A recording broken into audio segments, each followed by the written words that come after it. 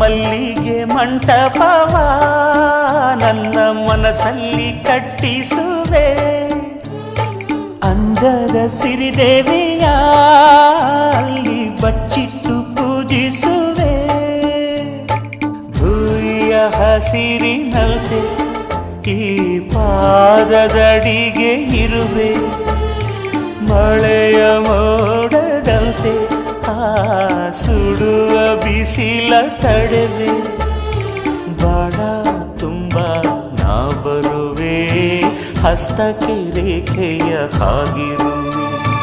ಚಂದ ಚಂದದ ಸೇವಂತಿಯ ಅಂದಕ್ಕೆ ಕಾವಲು ನಾನಿರುವೆ.